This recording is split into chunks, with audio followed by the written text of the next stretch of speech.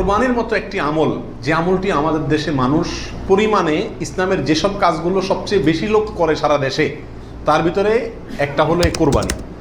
বেনামাজিও করে, বেরোজগারিও করে, ইসলামের অনেক কিছু না মানলে কি হয়েছে, কোরবানিটা করে। তো যেহেতু দেশের বিরাট একটা অংশ মুসলমানদের তারা কোরবানি করে, অন্য কোনোটা করুক আর না করুক, ঈদের নামাজটা পড়ে, কোরবানিটা করে। তো সেই জন্য এই কোরবানিটাও যে করি আমরা, সেটাও বা কতটা বিশুদ্ধ হচ্ছে, এটা বড় প্রশ্নের বিষয়। আল্লাহ সুবহানাহু ওয়া তাআলা বলেছেন, লা ইয়ানালাল্লাহু লুহুমুহা ওয়ালা দিমাউহা, তোমরা যে পশু আল্লাহকে সন্তুষ্ট করবার উদ্দেশ্যে জবাই করে থাকো, কোরবানি করে থাকো, এর গোশত, এর রক্ত কোনো কিছুই আল্লাহর কাছে পৌঁছায় না। ওয়ালাকিন ইয়ানালুহুত তাকওয়া মিনকুম, ওয়ালাকিন ইয়ানালুহুত তাকওয়া, কিন্তু তোমাদের অন্তরে যে তাকওয়াটা আছে, কোন মানসিকতা নিয়ে, কোন উদ্দেশ্য নিয়ে, কেন তুমি কোরবানি করছো, কোরবানি করার সময় তোমার মনের ভেতরকার অবস্থাটা কি, সেটা কিন্তু আল্লাহর কাছে ঠিকই পৌঁছে যায়। গোশত রক্ত জমিনেই থেকে যায়, দুনিয়াতেই থেকে যায়, উপরে ওঠে শুধুমাত্র তোমার অন্তরের ইচ্ছাটা, বাসনাটা। এই জন্য কোরবানি করার আগে সবচেয়ে গুরুত্বপূর্ণ পয়েন্ট হলো নিয়তকে খালেস করে নেওয়া। কি করে নেওয়া ভাই? নিয়তকে খালেস করে নেওয়া। কোরবানি করার আগে একটু ব্রেক দিন, একটু দাঁড়ান, একটু থামুন। আপনি কোরবানি করতে যাচ্ছেন, একটু থামুন। কেন কোরবানি করছেন? নিজেকে নিজে প্রশ্ন করুন এবং এই প্রশ্নের উত্তর নিজেকে নিজে দিন। এরপরে নিজেই বিচার করতে পারবেন আপনার কোরবানির কোনো বিনিময় আদৌ আল্লাহর কাছে পাবেন নাকি কিছুই পাবেন না। সম্মানিত সাথী বন্ধুগণ, যত মানুষ আমাদের সমাজে কোরবানি করে, এই বিশাল জনগোষ্ঠীর সবচেয়ে বড় অংশ বলা যেতে পারে, এই কোরবানিটা আমাদের জন্য আজ ফ্যাশনে পরিণত হয়েছে। এটার ইবাদত থাকে নাই। কারণ ইবাদত হয় সেই কাজ যে কাজ বান্দা আল্লাহকে খুশি করার জন্য করে। কোরবানিটা সবচেয়ে বেশি সংখ্যক মানুষ করে, এর একটা কারণ এটাও যে কোরবানি এমন একটা ইবাদত যেটা নগদ লাভ নিজেই পায়, গোশতগুলা ফ্রেশ বাসায় উঠাইতে পারে, ঠিক না ভাই? ঠিক। এই কারণে সমাজের বড় একটা অংশ কি করে? কোরবানি করে।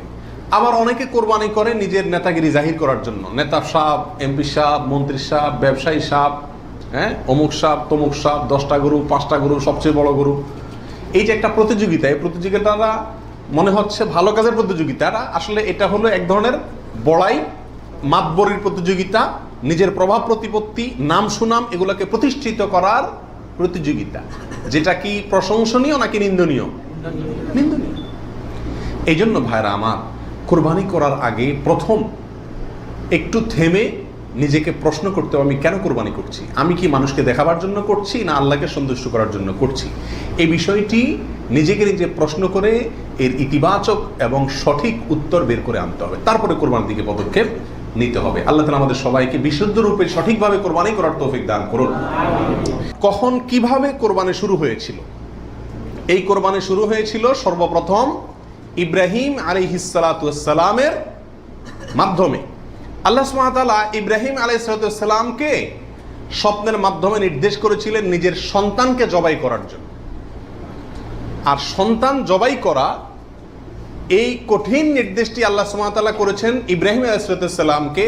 তাকে আল্লাহ তাআলা যত কঠিন পরীক্ষা করেছিলেন, এত কঠিন পরীক্ষা তার আগে আর কোনো নবীর প্রতি আল্লাহর পক্ষ থেকে ছিল না।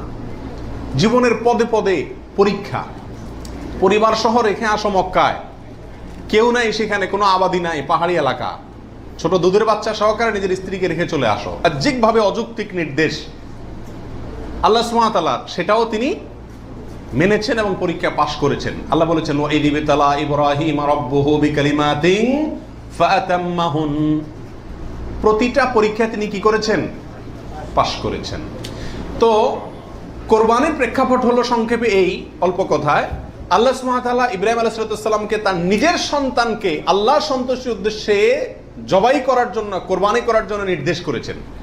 আল্লাহ সুবহানাহু ওয়া তাআলা তার সন্তানের জবাই করতে আসলে চান নাই। আল্লাহ চাইছেন তার মনের পরীক্ষা নিতে, যে আল্লাহর নির্দেশ মানতে গিয়ে তার সর্বোচ্চ ত্যাগটাও তিনি করতে পারেন কিনা। তিনি আলহামদুলিল্লাহ পরীক্ষায় পাশ করেছেন, তিনি রাজি হয়েছেন, গেছেন, ছেলেও পাশ করছে, মায়েও পাশ করছে, ছেলের মাও রাজি, ছেলেও রাজি, বাপও রাজি। তো আল্লাহ সুবহানাহু ওয়া তাআলা গোটা পরিবারেরই পরীক্ষা নিছেন বলা যেতে পারে, এবং সবাই পরীক্ষা কি করছে? পাশ করছে। জবাই করতে গেছেন, আল্লাহ সুবহানাহু ওয়া তাআলা, ছেলে তো জবাই হতে দিবেন না, এটা তো ছিল একটা পরীক্ষা মাত্র, আল্লাহ সুবহানাহু ওয়া তাআলা সেখানে অন্য একটা পশু, দুম্বা বা এই জাতীয় কোনো পশু আল্লাহ সুবহানাহু ওয়া তাআলা দিয়ে দিলেন। অন্য একটা পশু ওই ছেলের জায়গা আল্লাহ তাআলা দিয়ে দিলেন, ছুরি উনি চালালেন, এরপরে দেখলেন যে ছেলে দাঁড়ায় আছে, পশু জবাই হয়েছে। এ হলো কোরবানির সূচনা, প্রথম পশু কোরবানি। আজকে আমরা যে কোরবানি করছি এর সূচনা ছিল এভাবে, কার মাধ্যমে? ইব্রাহিম আলাইহিস সালাতু ওয়াস সালামের মাধ্যমে।